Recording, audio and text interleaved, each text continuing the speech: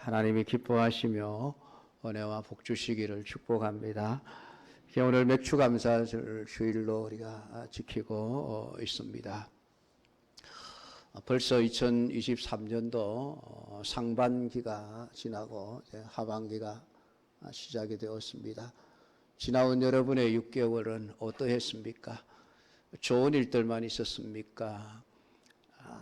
나쁜 일들만 있었습니까? 아니면 뭐 좋은 일도 있었고 나쁜 일도 있었습니까? 어떤 삶이든 우리가 하나님의 은혜로 살아왔다는 사실을 여러분 아십니까? 그것을 깨닫고 고백할 수 있게 되기를 축복합니다. 좋은 일들만이 아니라 나쁜 일이 있었어도 하나님의 은혜로 살아왔다. 그렇게 고백할 수 있는 깨달음이 오늘 우리에게 있어야만 합니다. 우리에게 좋은 일이 있었던 나쁜 일이 있었던 상관없이 우리는 하나님이 우리에게 생명을 주셨기에 살아왔습니다. 공기와 태양과 달과 건강과 지혜 등 돈으로 환산할 수도 없고 구할 수도 없는 수많은 하나님의 은혜가 우리를 지금까지 살아오게 한 것입니다. 그 사실을 여러분들이 인정할 수 있게 되기를 축복합니다. 우리는 은혜가 아니면 살아갈 수 없는 존재들입니다. 그래서 감사를 누가 할 수 있는가 하면 은혜를 아는 자만이 감사할 수 있습니다. 나는 내 힘으로 살아와서 지난 6개월 동안 내가 열심히 일하고 노력하고 수고하고 애를 써서 문제를 해결해 왔고 돈을 벌어 왔고 나는 내 힘으로 내 인생을 살아왔어 라고 생각하는 사람은 절대로 그 입에서 감사가 나올 수가 없습니다. 자기 자랑은 나올 수 있습니다. 내가 이렇게 대단한 사람이야. 그러나 감사는 할 수가 없는 사람입니다. 감사는 우리가 하나님의 은혜로 내가 매일 매 순간을 살아가고 있구나, 그것을 아는 자들만이 감사합니다 라고 말할 수 있게 되어져 있습니다. 우리 모두가 하나님 앞에서 매일 매 순간마다 감사하는 자가 되기를 축복합니다. 여러분, 오늘 감사주일을 맞이해서 아마 여러분들 감사헌금을 준비해 오셨겠죠. 근데 그것 가지고 하나님 앞에 드렸다고 해서 우리의 감사가 다 된 것은 아닙니다. 사실 우리는 매일 살아가는 삶 속에서 우리의 입술을 통해서 하나님 감사합니다, 하나님 감사합니다, 하루에도 이러면 수십 번씩 우리의 입에서 감사가 나오고 고백되어져야만 하는 사람들입니다. 환경이 좋았어가 아닙니다. 조건이 좋았어도 아닙니다. 좋은 일들만 있었어도 아닙니다.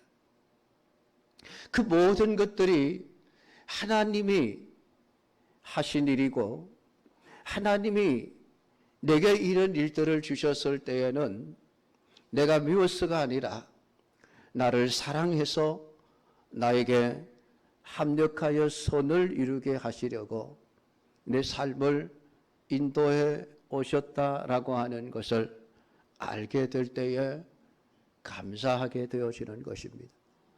또한 감사는 믿음 있는 사람들만이 감사할 수 있습니다. 앞으로 내게 살아가야 할 수많은 날들, 얼마가 될지는 모르지만은 지금까지 그래왔던 것처럼 앞으로 내 미래의 삶도 하나님의 은혜로 살아갈 거야. 하나님이 나를 사랑하시고 하나님이 내 모든 걸음들을 인도해 가실 때에 때로는 좋은 일들도 있겠고 때로는 나쁜 일들도 있겠지만은 때로는 푸른 초장 쉴만한 물가로 하나님이 나를 인도하실 때도 있겠지만 때로는 나를 사망의 엄침한 골짜기로 데리고 가실 때도 있을 거야. 그럼에도 불구하고 하나님이 나를 사랑하신다는 것은 변하지 않아. 모든 것이 합력하여 내게 유익된 방향으로 하나님이 나를 인도해 가실 것이라고 하는 이 믿음을 가질 때에 우리는 감사할 수가 있는 겁니다. 그래서 감사는 은혜를 아는 자가 하게 되어지고 믿음이 있는 자가 감사하게 되어집니다. 은혜를 모르는 사람 늘 불평과 원망을 입에 달고 살게 되어집니다. 사람을 원망하고 다른 사람들을 인하여 불평하고 하나님을 인하여 불평하고, 믿음 없는 사람은 늘 원망과 불평을 달고 살게 되어집니다. 오늘 여러분의 입에서 나오는 말들은 어떤 말들입니까? 감사의 말들입니까? 아니면 원망과 불평의 말들입니까? 원망과 불평이 자꾸 내 입에서 나온다 생각이 되시면은, 아, 내가 은혜를 잊어버렸구나. 내 믿음이 무너졌구나. 그렇게 생각하셔야 합니다. 그리고 은혜를 회복해야만 합니다. 믿음을 회복해야만 합니다. 그래야 우리의 입에 불평과 원망이 사라지고 감사가 나올 수 있게 되어지는 것입니다. 출애굽한 이스라엘 백성들, 가나안을 향해서 가고 있는 이스라엘 백성들, 세상의 어떤 나라, 어떤 민족보다도 하나님으로부터 큰 은혜를, 셀 수도 없이 많은 은혜를 받았던 사람들이었습니다. 400년 동안 애굽에서 노예 생활을 하던 그들, 아무리 생각해도 그 노예의 삶에서 벗어날 수 있는 길이 없었던 히브리 민족들, 체념하고 이제는 자자손손 우리는 영원히 애굽의 노예의 삶을 살아갈 수밖에 없겠다 생각할 수밖에 없었던 그들에게 어느 날 모세라고 하는 사람이 찾아왔습니다. 하나님이 당신들을 잊지 않았습니다. 하나님이 우리의 조상 아브라함에게 하신 약속을 잊지 않았습니다. 그 약속하신 그대로 이제는 우리를 구원하여 가나안 땅, 약속의 땅으로 데리고 가실 것입니다. 그 모세를 통하여 10가지 재앙이 애굽 땅에 베풀어지기 시작을 했습니다. 그리고 그들은 꿈 같았던 애굽을 탈출할 수 있게 되어졌습니다. 노예의 삶이 끝났고 자유의 삶을 누리게 되었습니다. 홍해를 기적으로 건널 수 있었습니다. 매일매일 하나님이 주시는 만나를 먹고 살았습니다. 그들의 앞에는 언제나 구름 기둥과 불 기둥이 앞서가며 그들의 걸음을 인도했습니다. 40년 세월을 살았는데 입고 있었던 옷이 낡아지지 않았습니다. 신발도 헤어지지 않았다고 합니다. 하나님은 이스라엘 백성들이 그 가나안 땅을 향해서 가고 있는 동안에 그들에게 있어야 할 것들은 다 주셨습니다. 만나를 주셔서 매일매일 일용할 양식을 주셨습니다. 고기가 먹고 싶다 할 때에 메추라기를 보내어서 먹여주셨습니다. 물이 없다 할 때에 반석에서 생수를 내어서라도 하나님은 그들에게 마시게 하셨습니다. 우리 중에 반석에서 나는 물을 마셔보신 사람이 있으십니까? 만나를 먹어보신 사람이 있으십니까? 불기둥과 구름 기둥의 인도를 받아보신 적이 있으십니까? 이스라엘 백성들은 세상의 어떤 나라, 어떤 민족보다도 훨씬 더 많은 하나님의 은혜와 하나님의 복을 받은 사람들이었습니다. 그들의 입에서는 늘 감사만 나왔어야 하죠. 하나님 감사합니다. 애굽에서 건져주심도 감사하고 매일매일 일용할 양식이 주심도 감사하고 홍해가 갈라지는 것을 경험하게 하신 그 기적의 역사도 감사하고 매일 불기둥, 구름 기둥이 낮에는 햇볕을 가려주고 밤에는 추위를 막아주는 그 놀라운 은혜를 생각할 때마다 이스라엘 백성들의 입에서 나와야 하는 것은 하나님 감사합니다, 감사합니다, 감사합니다. 그것뿐이어야만 했습니다. 그들의 내일에 대한 염려도 없었어야만 합니다. 지금까지 하나님이 우리를 이렇게 인도해 오셨으니까 앞으로도 하나님 우리를 가나안 땅까지 반드시 데리고 들어가게 하실 거야 라고 하는 이 믿음이 그들에게 있어야만 합니다.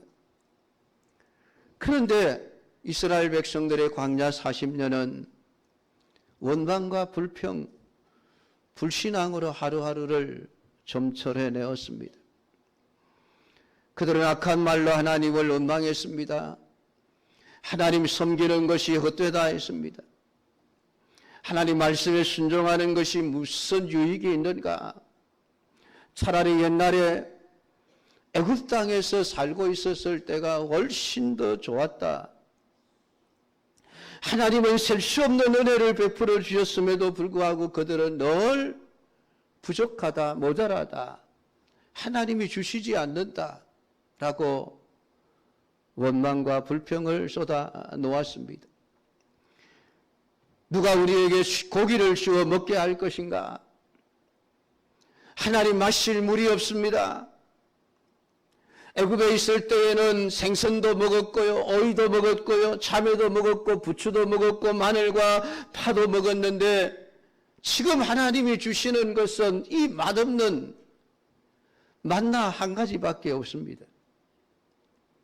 아니, 하나님은 요리도 하실 줄 모르나? 왜 맨날 똑같은 만나만 주시지? 오늘은 짜장면, 내일은 짬뽕, 모레는 탕수육. 좀 메뉴를 바꾸어 가시면서 주시면 좋을 텐데 매일 똑같은 메뉴만 차려주신다고 하나님을 원망한 것입니다. 먹고 살 수가 없어서 아니에요. 죽을 것 같아서가 아니에요. 뭐가 모자라서가 아니에요. 원망과 불평은 없어서 나오는 게 아니에요. 모자라서 나오는 게 아니에요. 내가 충분히 받고 있음에도 불구하고 받은 은혜를 잊어버릴 때에 우리의 입에서는 원망과 불평이 나올 수밖에 없습니다. 그게 사단의 역사예요, 여러분. 사단은 우리에게서 하나님이 주신 모든 은혜를 자꾸만 잊어버리게 합니다. 내가 지금까지 살아온 것 주님의 은혜로 살아왔습니다 라고 하는 고백을 자꾸 잊어버리게 하는 거예요. 하나님이 내게 주신 것들을 잊어버리게 하고 하나님이 내게 주시지 않은 것들만 자꾸 생각나게 하는 게 사단이 하는 일이에요. 성령은 하나님이 우리에게 주신 것들만을 자꾸 생각나게 하십니다. 하나님 이것도 주셨습니다. 저것도 주셨습니다. 그러니까 모든 것이 감사할 수밖에 없는 거예요. 근데 사단은 하나님이 우리에게 주신 것은 자꾸 잊어버리게 하고 주시지 않은 것만 생각하게 합니다. 그러니까 원망과 불평이 나올 수밖에 없는 거예요. 여러분, 에덴 동산을 한번 생각해 보십시오. 하나님이 아담과 하와를 먼저 만들어 놓고 나중에 에덴 동산을 만드신 것이 아닙니다. 에덴 동산을 다 완전하게 만들어 놓고 사람을 제일 나중에 만드셨습니다. 왜 그랬을까요? 생각을 해 보십시오. 사람 먼저 만들어 놨으면 뭐 먹고 삽니까? 어디서 살겠습니까? 쫄쫄 굶어야 되죠. 아담과 하와가. 과일나무를 만들기까지. 근데 하나님은 사람을 제일 나중에 만드신 것은 아담과 하와가 살아가는 데 있어서 필요한 모든 것들을 다 갖추어 놓고 거기에 걱정 없이 염려 없이 살아가라. 그렇게 하신 겁니다. 얼마나 여러분 하나님 세밀하신 분이십니까? 원래 에덴 동산에서는 노동이 없었어요. 이마에 땀이 흘러야 할 필요가 없습니다. 왜냐하면 하나님이 농사를 다 지으시거든요. 하나님이 때가 되면 과일 나무에 과일이 열리게 하시고 채소가 나게 하시고, 그러면 아담과 하와는 하나님이 농사 지은 것 먹고 살기만 하면 됩니다. 따먹고 살기만 하면 되죠. 얼마나 쉬운 삶이었습니까? 그러면 아담과 하와가 에덴 동산에서 늘 하나님 오늘은 사과를 주셨군요. 오늘은 배를 주셨군요. 오늘은 딸기를 먹게 하시는군요. 오늘은 참외를 먹게 하시는군요. 여러분, 매일 감사할 일밖에 없었지 않겠습니까? 그런데 어느 날 아담과 하와의 입에서 원망과 불평이 나옵니다. 이 사단이 뱀을 통해서 무엇을 보게 하는 겁니까? 하나님이 주시지 않은 못 먹게 하신 선악과 그걸 보게 하는 거예요. 에덴 동산에 먹을 것이 없는데 하나님이 딱 하나 있는 선악과를 먹지 못하게 하셨다면 하나님 진짜 나쁜 하나님이죠. 안 그렇습니까? 근데 하나님은 에덴 동산에 있는 모든 나무의 실과를 네가 마음대로 임의로 다 따먹어라. 그러나 딱 하나, 동산 중앙에 있는 선악을 알게 하는 나무의 실과를 먹지 말아라.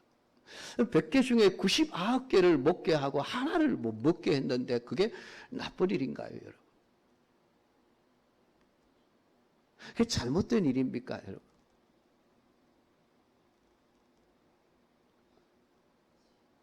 그런데 사단은 99가지 감사를 잊어버리게 하고 한 가지 원망과 불평을 하게 하는 거예요. 그게 사단의 생각입니다. 오늘 여러분의 입에서 하나님이 주신 은혜를 잊어버리고 감사가 나오지 않고 대신에 자꾸 원망과 불평이 나오면 지금 내가 사단에게 속고 있구나.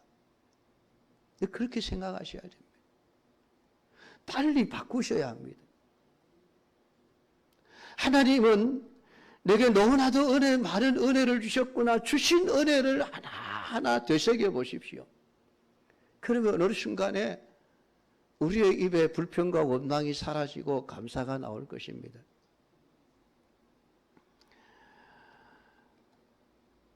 광야에서 이스라엘 백성들이 40년 동안 원했던 것은 무엇입니까? 하나님이 안 주신 것.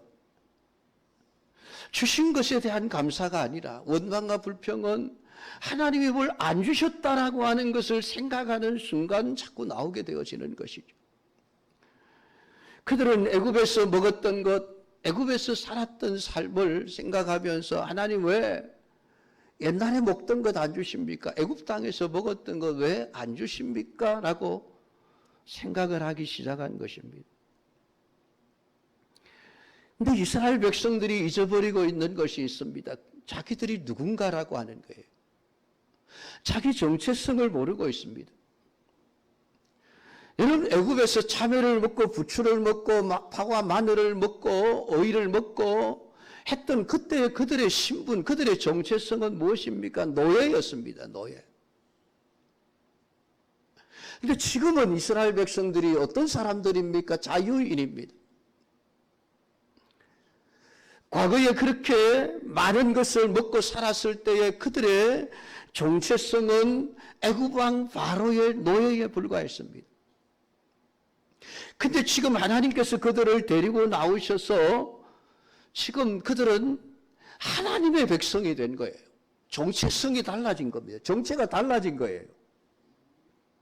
근데 지금 이스라엘 백성들은 여전히 자신들이 지금 애굽에서 빠져나온 하나님의 백성이라고 하는 자기의 정체성을 알지 못하고 있습니다. 여전히 자신들이 노예인 줄 알고, 애굽의 노예인 줄 알고 있는 거예요. 그러니 자꾸 애굽으로 돌아가야 한다. 애굽으로 돌아가야 한다. 거기가 우리의 살 곳이야. 거기에 먹을 것이 더 풍성했지 않느냐.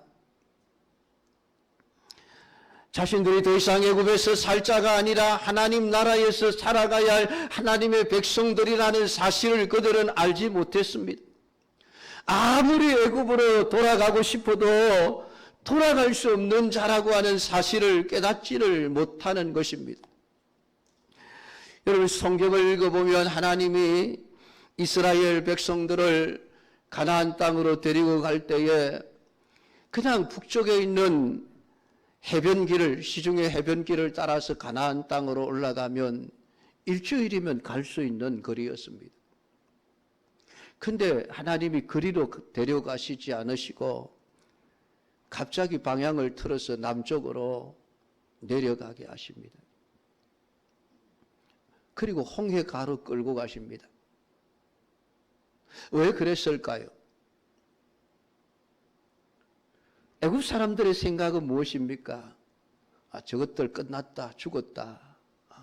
도망갈 데도 없는 막다른 골목으로 데리고 갔네. 그러면 하나님이 이스라엘 백성들을 가나안 땅으로 데리고 갈 수 없으니까 다 죽이시기 위해서 홍해로 끌고 가신 것입니까? 왜 그랬습니까? 홍해를 가르시고 홍해를 건너게 하시는 기적을 체험하게 하십니다. 그런데 그건 단순한 기적의 문제가 아니에요. 하나님은 이스라엘 백성들이 더 이상 애굽으로 돌아갈 수 없는 자라고 하는 사실을 말씀하고 있는 것입니다. 그 홍해는 애굽과 하나님의 나라, 바로의 노예와 하나님의 백성 사이를 차단하는 벽이라는 것이에요. 하나님이 그 막혀있는 담을 강제로 여십니다. 그리고 이스라엘 백성들이 빠져나오게 하십니다. 그리고는 홍해를 닫아버리십니다. 왜 닫아버리십니까? 물론 물이 흘러가야 되니까. 그것만이 아니에요. 이스라엘 백성들에게 주는 교훈이 있습니다. 너희들 다시는 애굽으로 돌아갈 길이 없는 사람들이야. 그 메시지를 던져주기 위해서 홍해를 건너게 하시는 거예요. 그래서 40년 후에 요단강을 건너는 사건도 마찬가지입니다. 희한하게 하나님은 이상하게 자꾸 강을 건너게 하셔요. 그냥 육지로 데리고 가시면 쉽게 갈 수 있는 길도 일부러 뺑뺑 길을 꼬아서 돌려서 저 요단강 동쪽으로 데리고 가서 요단강을 건너게 하십니다. 희한하게. 요단강을 건너는 것은 출애굽 2세대들이죠. 홍해를 경험했던 사람들은 여호수아와 갈렙, 노아 이후에 모세 이후에는 다 죽었죠. 광야에서 40년 동안. 그 2세대들은 사실은 홍해를 건넌 체험이 없었던 사람들입니다. 그러니까 다시 요단강을 건너서 가나안 땅으로 들어가게 하시는데 왜 그렇게 하실까요? 단순히 하나님의 능력을 보이기 위해서입니까? 기적을 보이기 위해서입니까? 아니에요. 너희들 다시는 애굽 땅으로 돌아갈 수 없는 자들이라. 하나님이 길을 막아버린 거예요. 그러면은 이스라엘 백성들은 홍해를 건넌 후에 오직 뭘 생각해야 합니까? 애굽은 까맣게 잊어버리고 하나님이 주실 미래의 가나안 땅, 약속의 땅, 그것을 바라보면서 믿음으로 날아가야만 했습니다. 아무리 가고 싶어도 갈 수 없는 자들이라고 하는 것을 알아야만 합니다. 아무리 가나안으로 가는 길이 힘들고 어려웠고 참고 인내하면서 끝까지 가나안 땅을 향해서 가야 될 사람들이라는, 그게 이스라엘의 정체성이에요. 하나님 나라의 백성이라는 이야기입니다. 만나가 비록 맛이 없어도 하나님이 주시는 만나만을 먹고 살아야 할 사람들이라고 하는 것을 생각지를 못하는 거예요. 단순히 음식의 맛만 생각하는 겁니다. 음식의 맛이 문제가 아니에요. 무엇을 먹고 살 것인가라고 하는 겁니다. 애굽의 음식을 먹고 살 것인가, 하나님이 주시는 음식을 먹고 살 것인가, 이 문제예요. 근데 이스라엘 백성들은 자꾸만 음식의 맛을 생각하죠. 애굽에서 고기 가마 곁에 앉아서 삼겹살 구워 먹던 시절이 좋았는데, 참 맛있었는데, 하나님은 왜 이 박한 맛도 없는 만나만 자꾸 주시는가?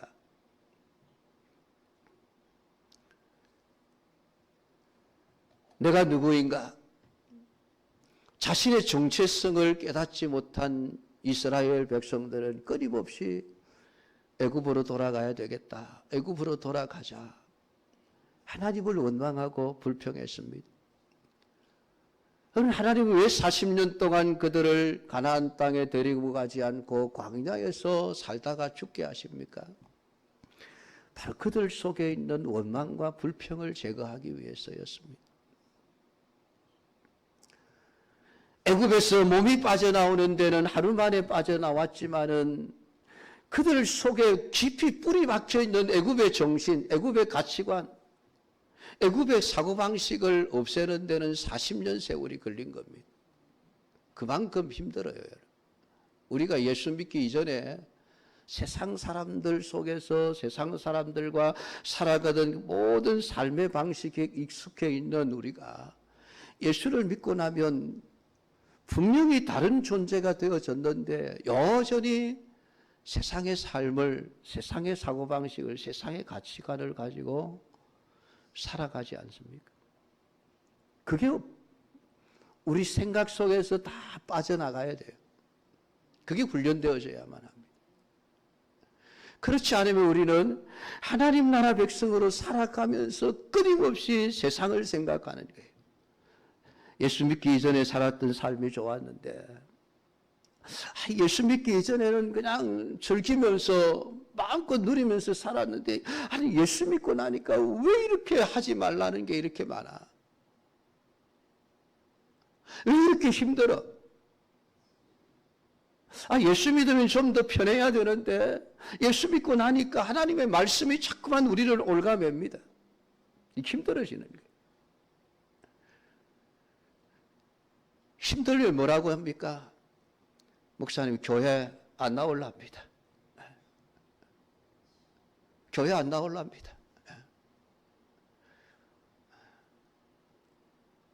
목사를 위협하는 제일 무서운 무기가 교회 안 나올랍니다는 얘기예요. 벌벌 떨 수밖에 없거든요. 근데 여러분 그게 얼마나 무서운 말인지 아십니까? 왜 그런 말을 합니까? 자기가 누구인지 어떻게 살아야 하는지를 모르기 때문에 그래요.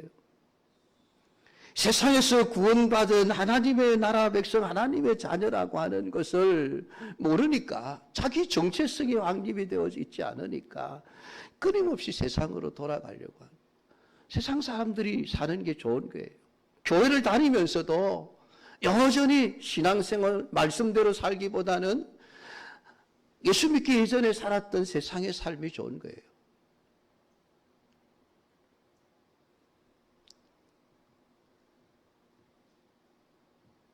오늘 우리는 세상의 가치를 따라 살아가는 자가 아니라 하늘의 가치를 따라 살아가는 자가 되어져야만 합니다. 예수 믿기 이전에 여러분 살았던 삶이 싫어져야 돼요. 싫어져야 되죠. 내가 그때 왜 그렇게 살았던가? 다시는 그렇게 살지 않아야지. 그게 믿음이에요.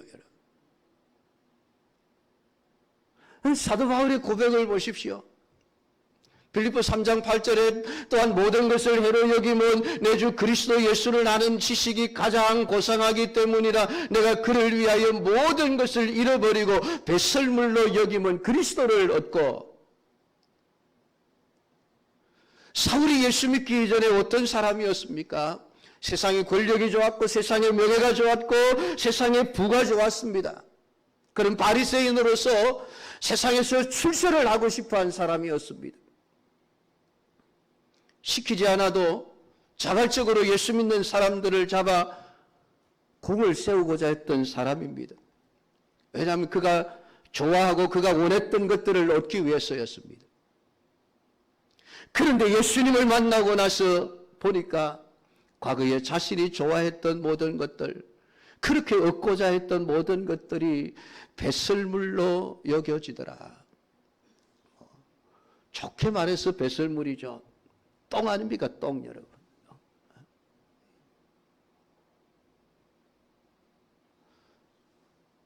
똥을 집에 보배처럼 모시고 살고 싶은 분이 있으신가요, 여러분?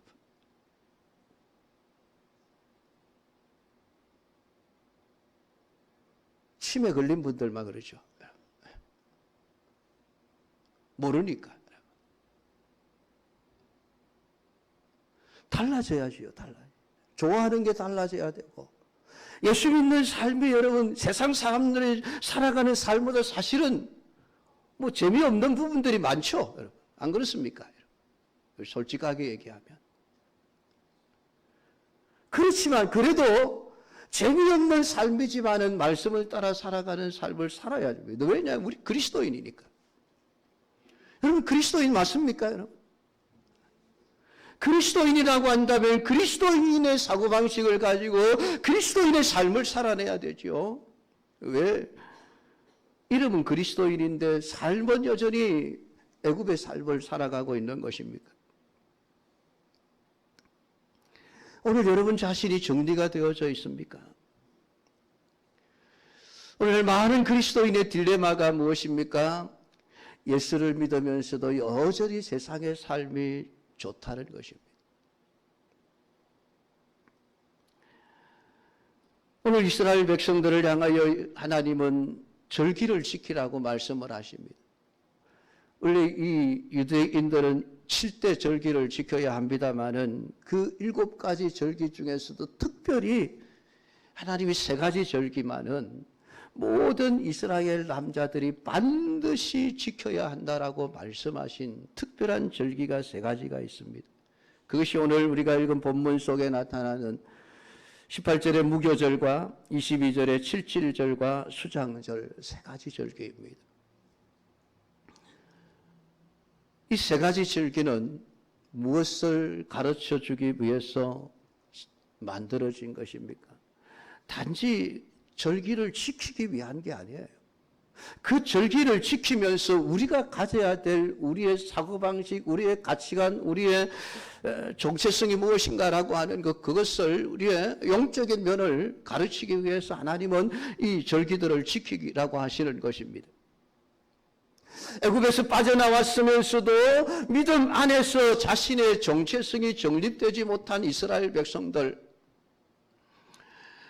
하나님의 백성이면서도 여전히 자꾸만 애굽을 생각하고 있는 그들을 향해서 무교절을 지켜라 라고 말씀하고 있습니다. 이것은 너희들은 애굽과는 더 이상 상관없는 사람이야.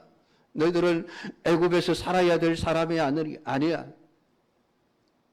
너희들은 구원받은 하나님의 백성이야. 이것을 알게 하기 위해서 하나님은 무교절을 지키라라고 말씀을 하십니다. 왜냐하면 무교절이라고 하는 것은 6월절 다음 날부터 7일 동안 지키는 절기입니다. 6월절과 잇대어져 있는 절기입니다. 6월절이 무엇인지를 여러분 아시지 않습니까? 이스라엘 백성들을 애굽에서 해방시킨 날입니다. 어린 양을 죽여서 그 피를 문 좌우 설주와 임방에 발라라. 피를 보고 그 집을 넘어가. 애굽의 장자들을 죽이는 그 상황 속에서 죽지 않게 하는 유일한 길이라. 그 6월절을 통해서 비로소 애굽이 항복을 하고 이스라엘 백성들이 애굽에서 빠져나오게 되어집니다. 구원의 역사죠.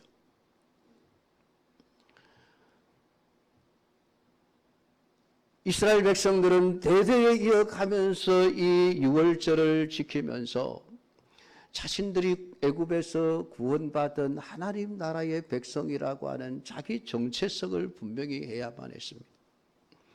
우리는 애굽에 속한 사람이 아니라 하나님 나라에 속한 사람이지. 우리는 바로의 백성이 아니라 하나님의 백성이지.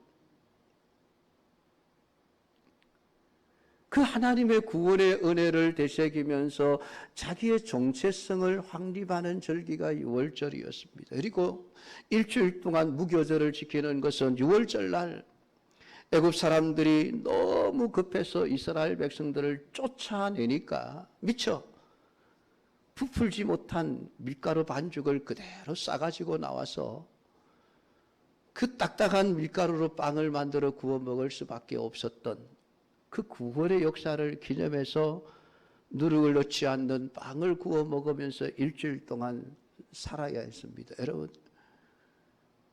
그 빵이 얼마나 딱딱합니까, 여러분? 부풀지 않은. 그게 얼마나 맛이 없었겠습니까? 근데 하나님은 그거 먹고 일주일을 살게 하십니다. 왜요? 너희들이 누군지를 알아야 하니까. 누군지를 알아야 하니까. 신약에 오면 예수님은 6월절 기간에 성만찬을 제정하셨고 십자가의 죽으심을 맞이하셨습니다. 이것이 6월절의 완성입니다. 그래서 6월절은 구원의 완성이 이루어진 절기입니다. 그러니까 6월절을 지킨다라고 하는 것은 신약시대에는 부활절을 지키는 것이죠. 부활절, 절기를 지키면서 내가 누군가라고 하는 자기 정체성이 확립되어져야 합니다. 나는 하나님의 백성이다라고 하는 게 분명해져야 합니다. 두 번째로 77절입니다. 6월절부터 시작해서 7주 동안 77이 49, 49일이 지나고 난 50일째에 지키는 절기가 77절입니다. 사실 무교절은 초실절이기도 합니다. 밀을 추수하는 이스라엘의 가장 첫 번째 절기가 초실절입니다. 맥추절은 두 번째 추수하는 절기예요.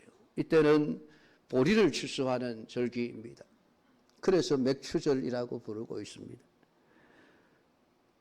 수장절은 마지막 가을의 절기죠.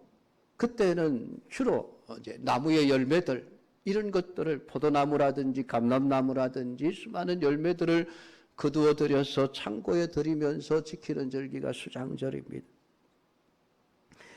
이 77절은 단순히 보리를 추수해서 하나님 앞에 기쁨과 감사를 드리는 절기로 끝나는 것이 아닙니다.